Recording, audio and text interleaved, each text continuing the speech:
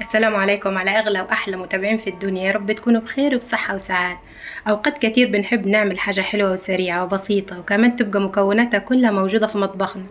طب يلا بينا النهاردة نعمل العزيزية الدمياطي اللي هتطلع معاكي متماسكة وناجحة جدا من أول مرة تعمليها. يلا نسمي بسم الله ونبدأ. معايا كوباية إلا ربع من المكرونة، ومعايا مج من السكر، ومعايا نص مج من النشا، ومعايا كيلو ونص من اللبن.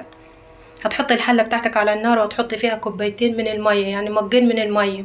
هتحطيهم على درجة حرارة متوسطة لأي نوع مكرونة انت بتحبيه وبتستخدميه، مكرونة سباكيتي أو مكرونة زي اللي أنا عاملاها دي، أو مكرونة من رفيع، أي مكرونة متواجدة معاكي عادي ممكن تعمليه. أهم حاجة بس انك تخلي المكرونة تستوي معاكي لحد ما توصل لدرجة يعني تبقى مهرية أو خلاص شبيهة بإن هي تعجن كده. يبقى خلاص تنزليها من على البوتاجاز وتحطيها تصفيها طبعا تحت الحنفيه. عايزه تحطيها تحت الحنفيه ماشي، مش عايزه تحطيها تحت الحنفيه عادي، احنا كده كده هنضربها في الخلاط. كده خلاص استوت معانا، وصلت لدرجه ان هي عجنت او اتهرت خالص.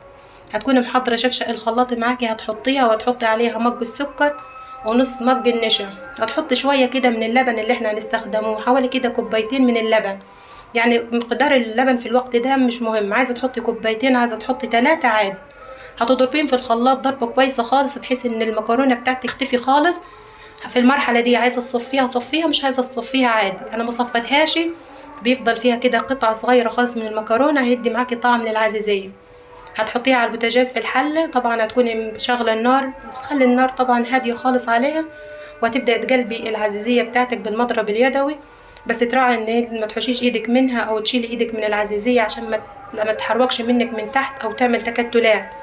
وعشان تطلع العزيزية معاك كويسة خالص وتطلع ناجحة، ما تكتريش في كمية النشا او تكتري المكرونة عن المطلوب. يعني الكمية اللي انا عاملاها دي هي تخلي تطلع معاك العزيزية مظبوطة خالص. هتقلبي طبعا العزيزية كويسة، ما تشيليش ابدا ايدك منها عشان ما تعملش تكتلات زي ما قلنا. في الوقت ده معاكي 3 خيارات، يا اما تحطي لها معلقه من الكريم شانتيه او معلقتين من الكريم شانتيه، لو معاكي قشطه بلدي او معاكي سمنه بلدي المتواجد معاكي هتحطيه. طبعا الحاجات دي بتعزز طعم العزيزيه وتخلي طعمها حلو. انا في الوقت ده كان معايا سمنه بلدي، حطيت عليهم معلقه من السمنه البلدي. لو انت مش معاكي اي حاجه من الثلاثه ممكن تستغنى عنهم خالص. وهنحط فيها كيس فانيليا في الاخر خالص. هتنزلي العزيزية من على النار امتى؟ لما تعمل بقبقات زي بقبقة الطماطم، يبقى كده خلاص العزيزية بتاعتك استوت معاكي خالص. هتروحي منزلها من على النار طوالي. هتكوني مجهزة الصينية بتاعتك وعاملاها دهنة من السمنة البلدي، هتصبي فيها العزيزية بتاعتك. طبعا مش هتصبيها وهتروحي مدخلاها على الفرن على طول. هتخلي العزيزية بتاعتك حوالي من ساعة لساعة الا ربع، وعلى حسب احنا في الشتاء او في الصيف.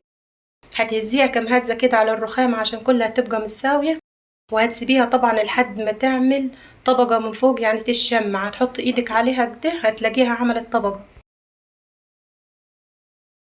لما تشمع معاكي خلاص وخدت طبقة من فوق، هتروحي دايبة كده معلقة من السمنة البلدي بالفرشة وهتدهن الوش بتاع العزيزية.